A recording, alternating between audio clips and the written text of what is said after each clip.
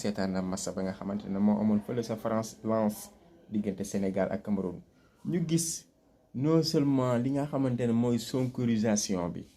bi yoon yemuñu si voix nii rek soo libéré Sonko wala Sonko na ma naa la mais dañoo jël ay banderole tàllal ko bindi si libéré Sonko def ko sa réew ma mel ni France loolu nag mu nekk message bu fort si yéen ñi nga xamante ne yéen a yor nguur gi xaw ma nag message bi nan leen kaa décortiquer nan leen kaa jàngee waaye message ba important la si international moo tax wallaahi bu ngeen yëgoon Sonko di ngeen ko bàyyi bu ngeen yaakaaree ne nag la meilleure façon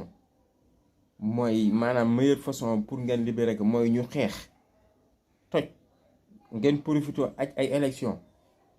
bu ngeen yaakaar ne loolu rek moo nekkoon solution bi ndax ngeen seen boppa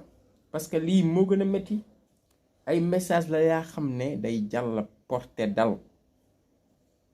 imagine dem ba stade war a supporter cette équipe nekk fële di tudd kaa xamante ne mu ngi tudd sa loolu hôpital libéré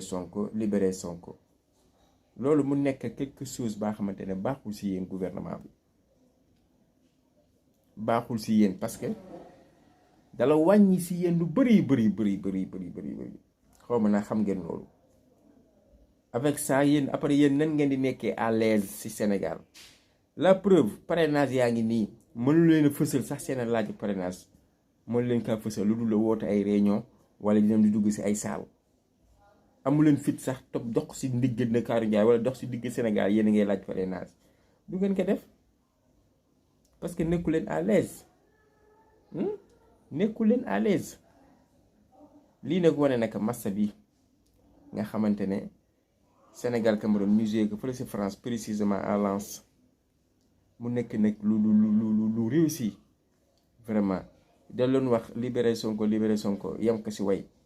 ñu ñëw indi ay banderole mu fës léeg-léeg gis naa sax ku tàllal photo Sonko gis naa ku tàllal photo Ousmane Sonko xaw ma nag kañ lay ne yeewu si lii waaye plus que ngeen téye ko plus que ngeen di gën ridicule si international nag Sénégal gi fi mu nekk nii àddina bi maanaam ñëpp a leen a coow ñëpp moo tax fi ngeen di jaar yéen ba Ousmane Sonko du leen tëcc dóor yi métti midi 11h ñu taxal ko yéen entre temps nag ñu xaar ne ngeen dox ñu fiche parce que dañ ko war a joxe loolu par force la yéen nag ñoo tardal jox la ñu fiche parrainage acca di leen wax ne nag ba leen fàttee abonné si Mbaye Mandaw TV sama chaîne YouTube Mbaye Mandaw TV personnel Mbaye Mandaw TV su ko defee ñu liggéey na liggéey baa ngi tàmbali liggéey bi le vrai liggéey bi mu ngi tàmbali